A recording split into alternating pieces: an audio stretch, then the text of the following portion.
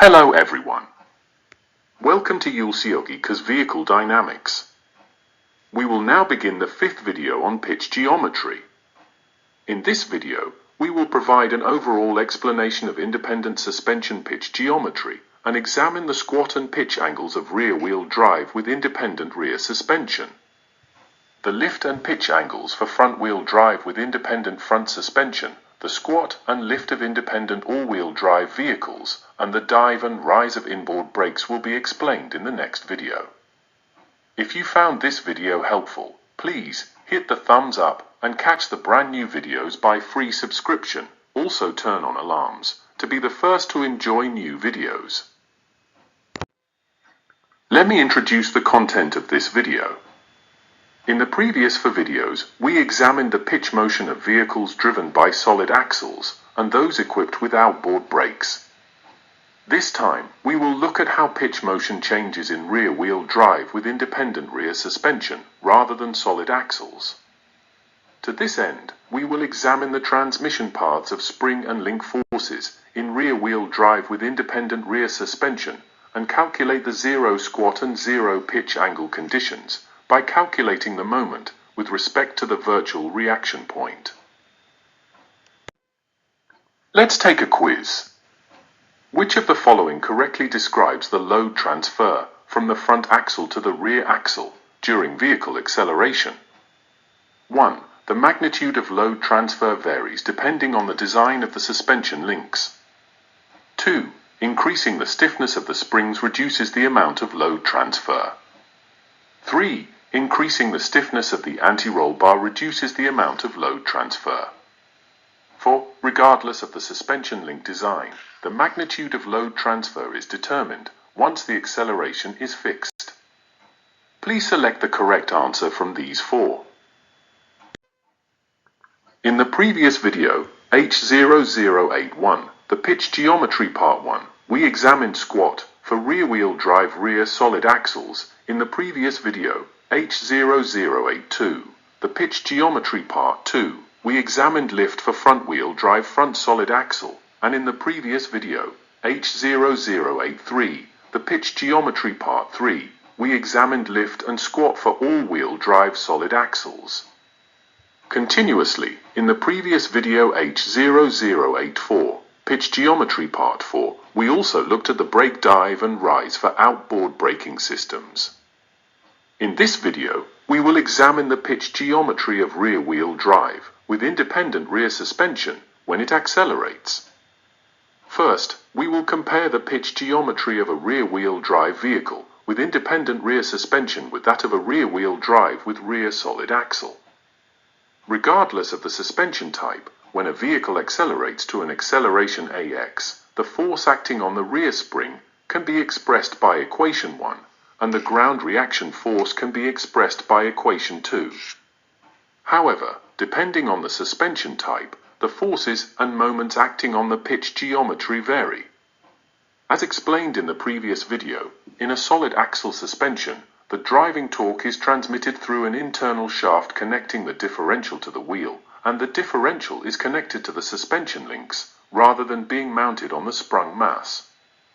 Therefore, in a solid axle suspension geometry, since the differential is not mounted on the sprung mass, the engine torque does not generate a moment on the sprung mass.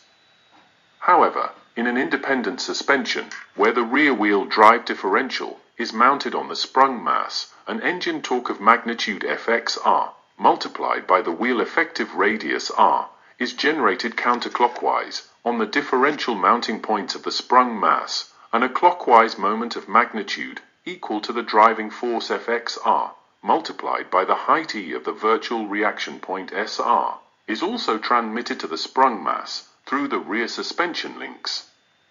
As shown in the figure, the directions of action of these two moments are exactly opposite.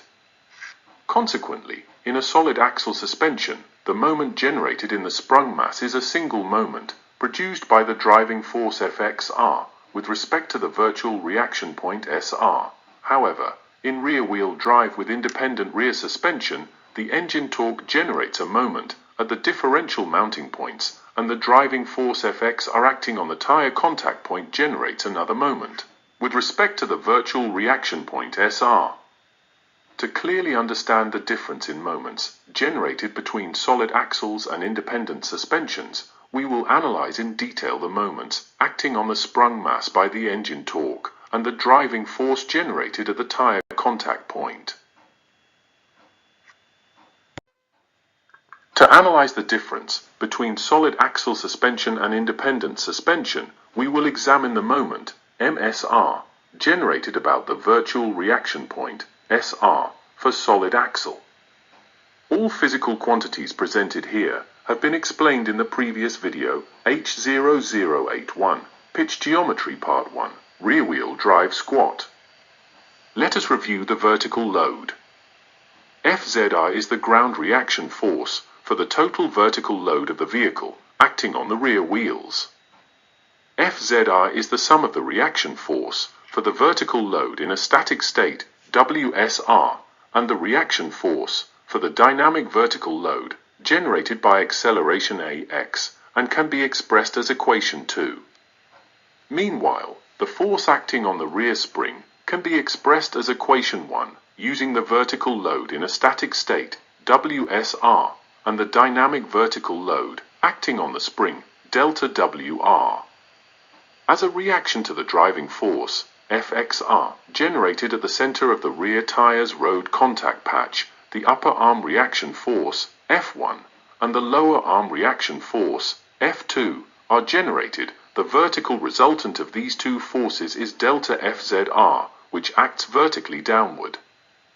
Additionally, since the driving force FXR acts parallel to the ground at a distance, E, located vertically downward from the virtual reaction point, SR, a moment of magnitude equal to the driving force, FXR, multiplied by the distance, E, is generated with respect to the virtual reaction point, SR. This moment occurs clockwise with respect to the virtual reaction point, SR. The moment, MSR, shown here, is the total sum of all moments generated by all the forces explained so far.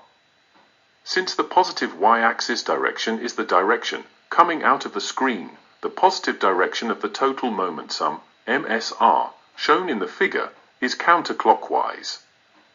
As explained in the previous video, the sum of the moments generated by all these forces about the virtual reaction point, SR, must be 0, and if we define the counterclockwise direction as the positive direction, it can be expressed as equation 3.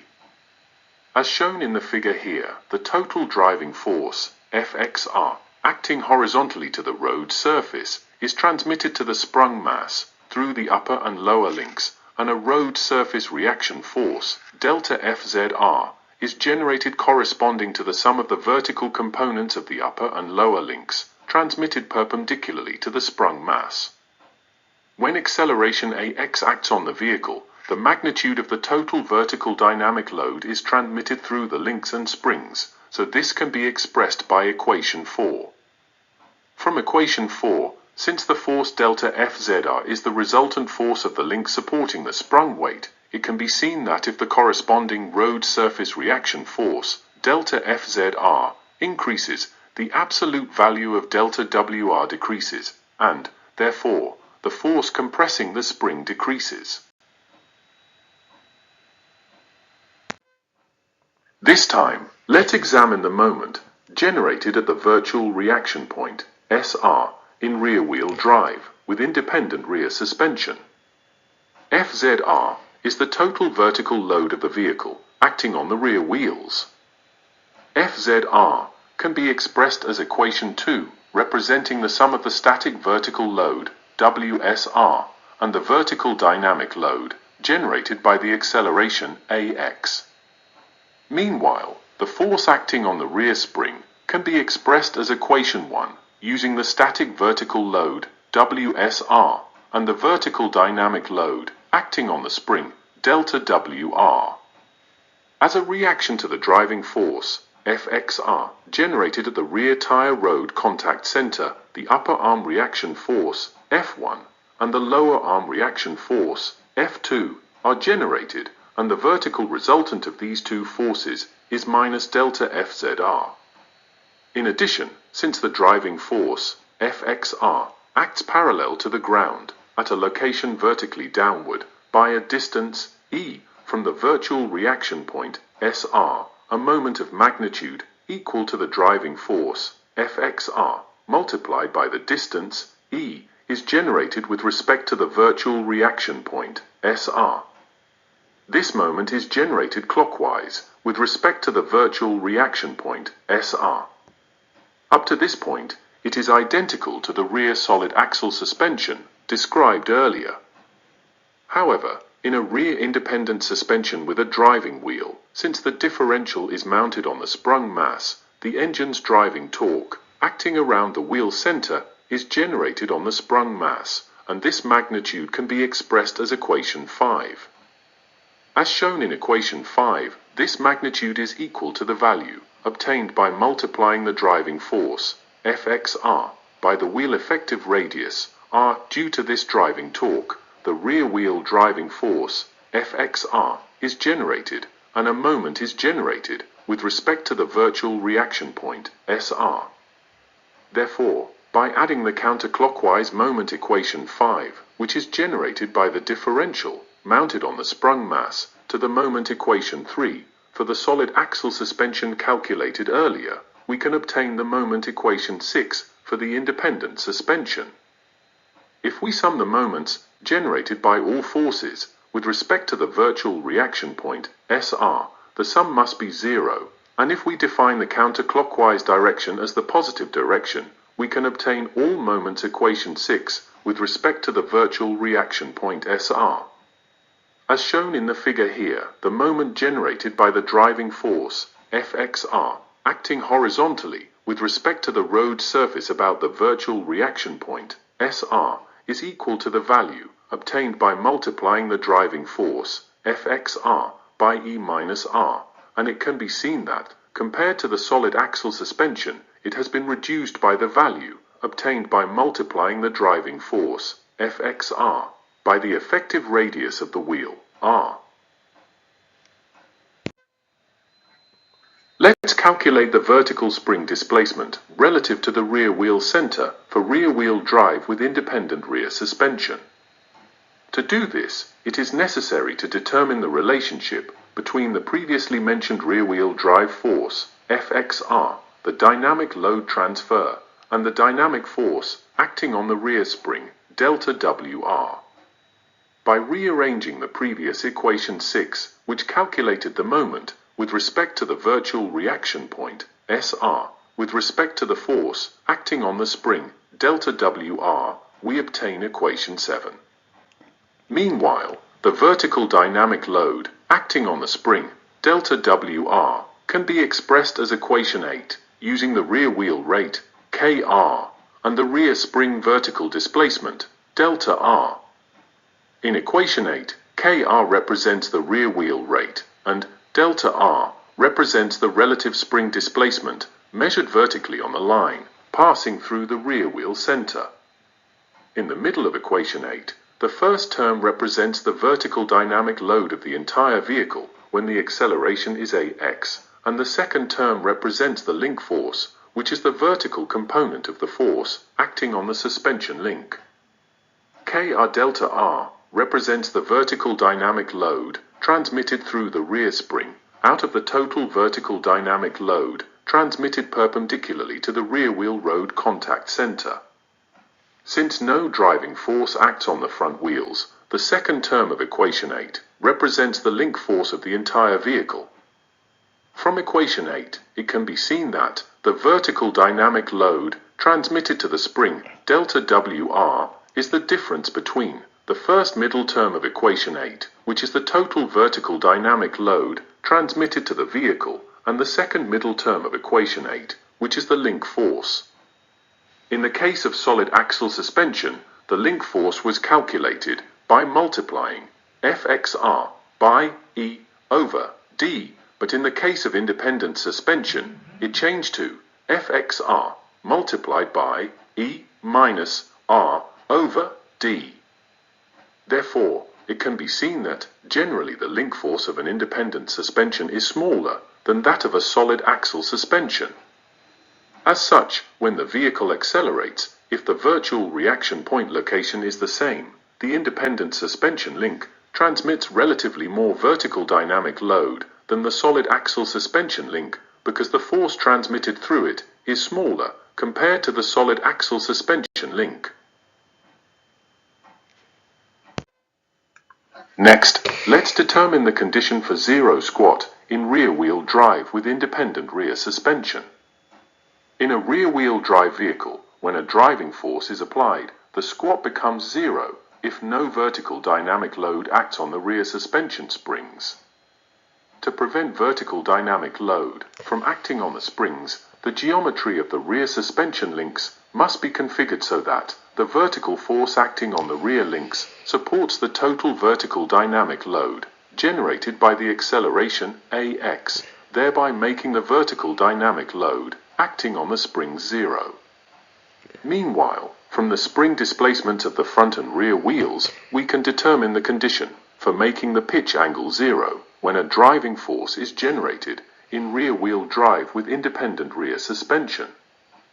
The rear spring displacement was calculated using equation 8, and the front spring vertical displacement relative to the wheel center can also be calculated from equation 9 using the previously calculated vertical dynamic load transfer amount, delta WF, through the front spring. In equation 9, Kf represents the front wheel rate, and delta F represents the relative spring displacement measured vertically on the line, passing through the front wheel center. First, let's examine the conditions under which squat becomes zero in rear-wheel drive with independent rear suspension. From equation 8, the geometric conditions of the suspension where squat becomes zero can be obtained. For squat to be zero, the vertical dynamic load transfer acting on the rear spring must be zero, so equation 10 must be satisfied. Therefore, equation 11 can be obtained from equation 8. Meanwhile, since the driving force, Fxr, can be expressed by equation 13, substituting Fxr from equation 13 into equation 11 and rearranging yields equation 12. For equation 12 to hold, the expression inside the parentheses must be zero, so we can obtain equation 14, which represents the condition for the squat to be zero. Please remember that, for solid axle suspension, the fraction on the right side of equation 14 was E/D for the squat zero condition, but for independent suspension, it changed to E minus R/D. Let's examine the geometry required to achieve zero squat in the case of rear-wheel drive with independent rear suspension. Based on the conditions represented by equation 14 derived earlier, the geometry required to achieve zero squat can be represented as shown in the figure here. Point G is the point where a horizontal line parallel to the ground, passing through the center of gravity, CG, intersects the vertical line passing through the front tire's road contact point. Pitch geometry is analyzed based on a bicycle model. The forces acting on the left and right wheels combine into a single force at the vehicle's center longitudinal section. It is assumed that the vehicle's center of gravity is located at the vehicle's center longitudinal section. The black inclined line is the straight line connecting the rear tire's road contact point, B, and point, G. By translating this line in the positive z-axis direction by the wheel's effective radius, R, we obtain the blue line connecting points J and K. Here, point J represents the rear wheel center. If a virtual reaction point, S, R, exists on the inclined blue line between points J and K, then according to the property of triangle similarity, the ratio of H to L always has the same value as the ratio of E minus R to D, thus satisfying equation 14. Therefore, if the virtual reaction point, SR, of the rear suspension exists anywhere on the blue line shown here, this vehicle does not squat during acceleration. In the figure, the blue line, connecting points J and K, represents the squat zero line for a rear-wheel drive solid axle suspension. From the above analysis, it can be seen that, to make the squat zero, the virtual reaction point of rear-wheel drive with independent rear suspension must be located further upward by the effective radius, r, of the wheel, compared to the virtual reaction point of a rear-wheel drive vehicle with a solid axle suspension. The fact that squat does not occur during acceleration does not mean that the pitch angle is zero. Let us examine the relationship between squat and pitch angle. Let's examine the relationship between zero squat and pitch angle when the driving force is applied to rear-wheel drive with independent rear suspension and the squat becomes zero. For the sake of convenience, we will assume that the front and rear suspension wheel rates are equal. Cases where these wheel rates differ will be explained later as we derive the formulas. A zero squat means that the rear spring displacement is zero, implying that the rear ride height has not changed. However, as indicated by the orange line in the figure, even though the rear spring displacement is zero, the front spring displacement is not zero, and the front ride height has increased. To make the pitch angle zero, the rear ride height must be increased to the level of the front one, raising it to the level indicated by the grey line. To increase the rear ride height to the front level, the virtual reaction point, SR, must be raised. Raising the virtual reaction point, SR, increases the link force, causing the rear suspension links to support a greater vertical dynamic load. Therefore, the vertical dynamic load that the rear spring must support decreases or becomes a negative value. If the height, E, of the virtual reaction point, SR, lies on the straight line connecting points J and K, no force acts on the spring, and all load transfer occurs through the links. In the case of rear-wheel drive, if the height, E, of the virtual reaction point, SR, lies above the straight line connecting points J and K, the force compressing the spring during acceleration becomes smaller than the force compressing the spring in the steady state, so the rear ride height actually increases. As the force acting on the spring decreases, the load transfer through the rear suspension links increases in the direction of increasing ground reaction force. By utilizing this fact, we can find the location of the virtual reaction point in the rear suspension that increases the rear ride height so that the pitch angle becomes zero. Keeping this in mind, let us examine the pitch angle. Let's calculate the pitch angle when rear-wheel drive with independent rear suspension accelerates. By determining the spring displacement of the front and rear wheels, we can calculate the pitch angle when driving force is generated in rear-wheel drive with independent rear suspension. Regarding the rear suspension, the rear spring displacement was calculated using equation 8.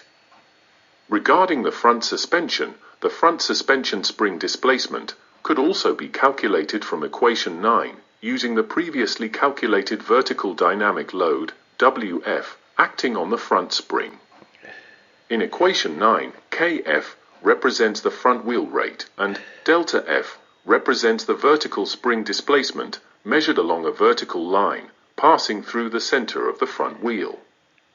Meanwhile, the rear wheel driving force, Fxr, is equal to the vehicle mass multiplied by the acceleration AX, so it can be expressed as equation 15.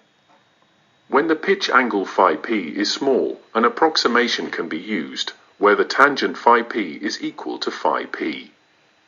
In this case, phi-p is in radians.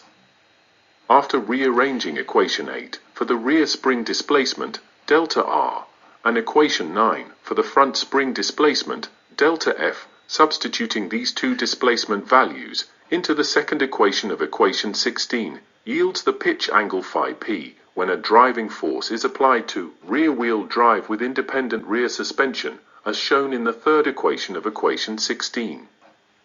Substituting Fxr from equation 15 into the third equation of equation 16 and rearranging it again, the pitch angle phi p can be expressed as equation 17. As expected, the pitch angle phi p expressed by equation 17 indicates that it can be expressed as a function of acceleration, mass, front and rear wheel rates, and the geometry of the suspension links. Equation 17 is identical to the pitch angle equation for a solid axle suspension, except that E is changed to E minus R. Next, let's determine the condition for the pitch angle to become zero when rear wheel drive with independent rear suspension accelerates. In equation 17, which represents the pitch angle phi p derived earlier, if the driving force is applied and the acceleration ax is not zero, the condition for the pitch angle phi p to become zero is that the sum of the terms inside the parentheses in equation 17 becomes zero. Therefore, deriving the condition for a zero pitch angle from equation 17, it can be expressed as equation 18. Rearranging equation 18 for E minus R divided by D yields equation 19. The first term on the right side of equation 19 represents the anti-squat condition derived in equation 14. As previously explained, in general suspension geometry, the condition for squat to become zero is not the same as the condition for the pitch angle to become zero. The second term on the right side of equation 19 explains that if the difference between the front suspension wheel rate and the rear suspension wheel rate is not significant for the pitch angle to become zero, the height of the center of gravity must be lowered by nearly half, or the value of E minus R divided by D must be nearly doubled from the condition of zero squat. From equation 19, if the front wheel rate has a significantly larger value compared to the rear wheel rate, the second term of equation 16 can be ignored, so it can be seen that the conditions for zero squat and zero pitch angle are identical.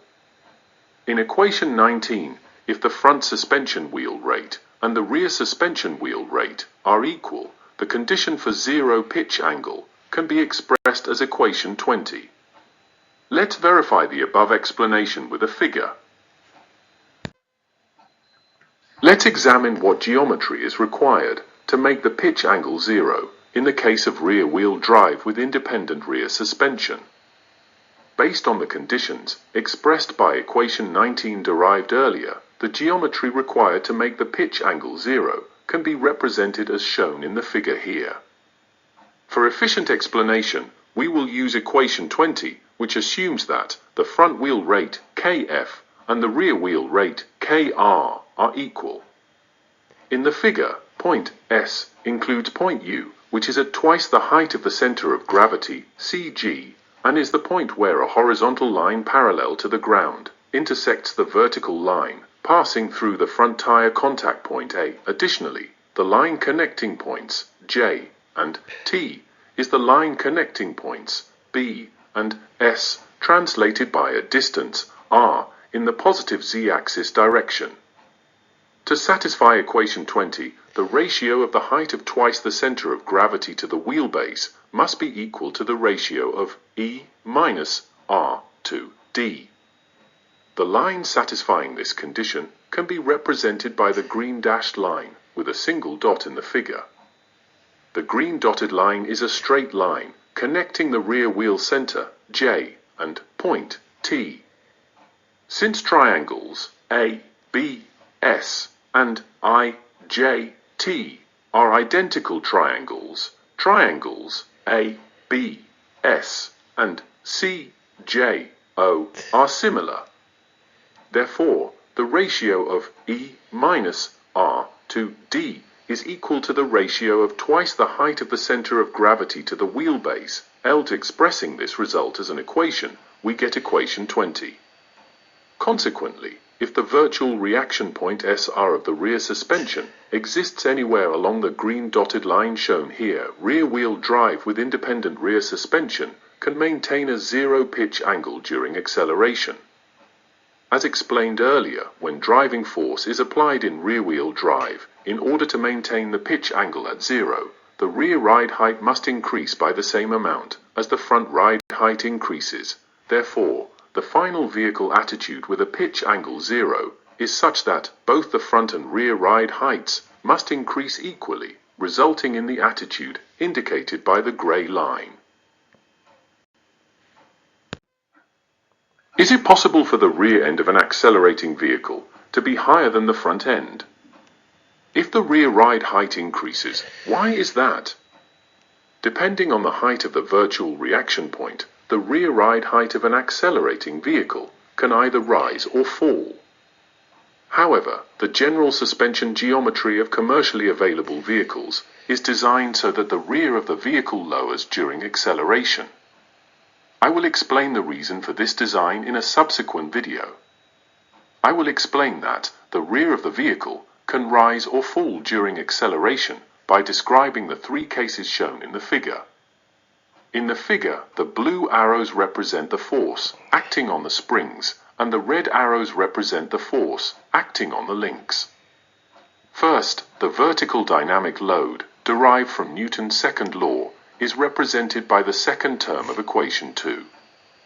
Since this value is determined by the laws of physics, it has a constant value once the acceleration is determined, regardless of the vehicle design.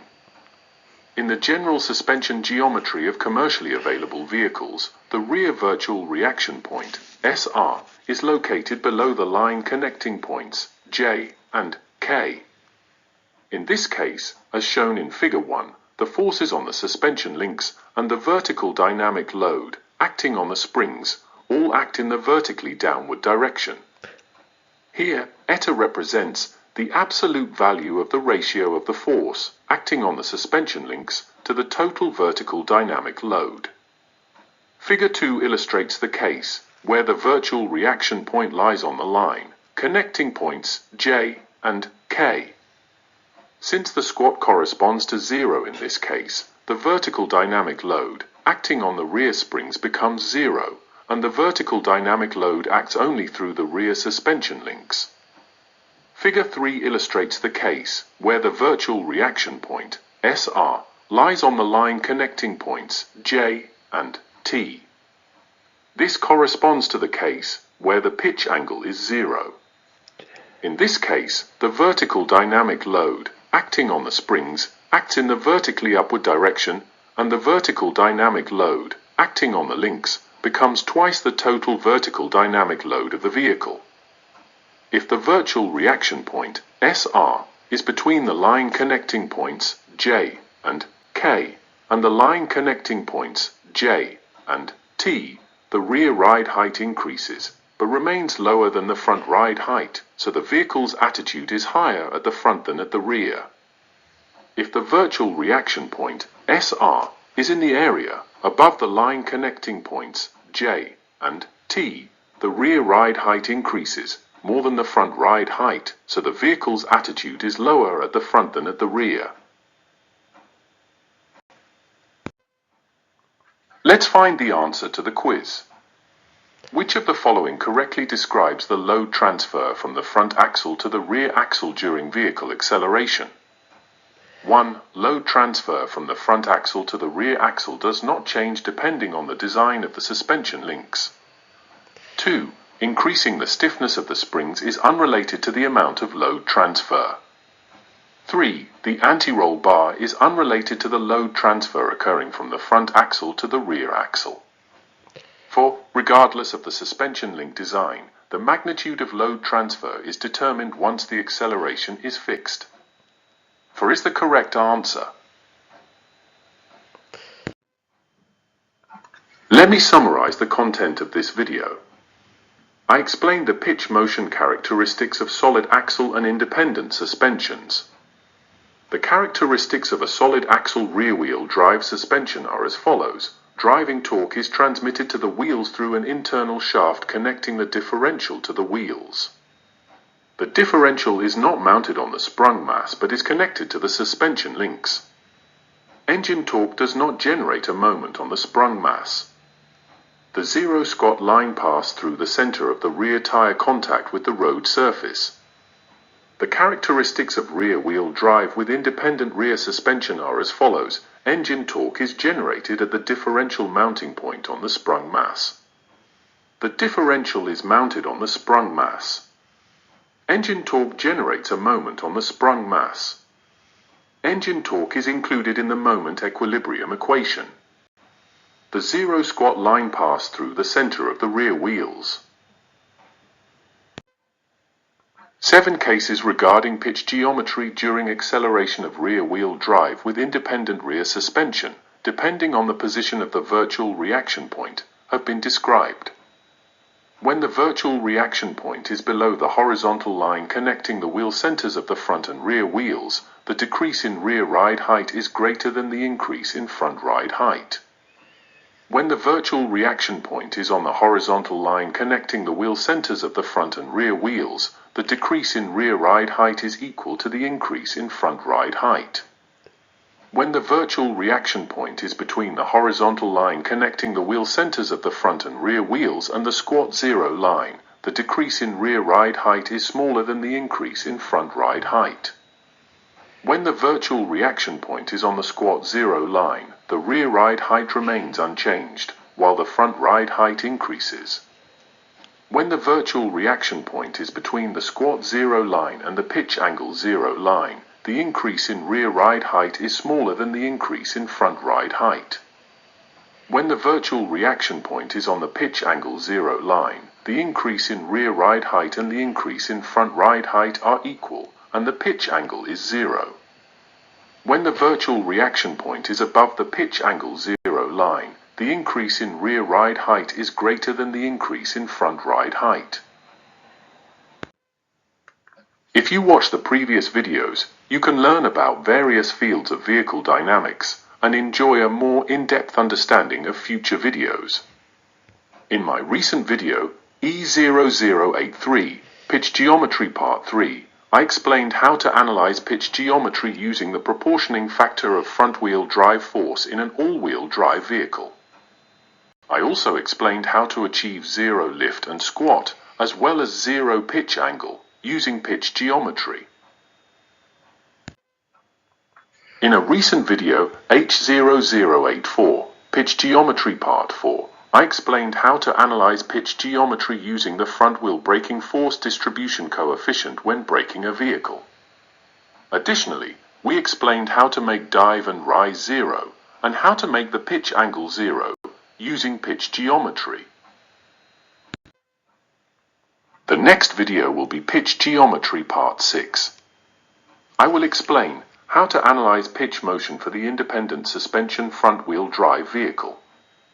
If you found this video helpful, please hit the thumbs up and catch the brand new videos by free subscription. Also turn on alarms to be the first to see new videos. So, what are you waiting for? See you at next videos. Goodbye, guys.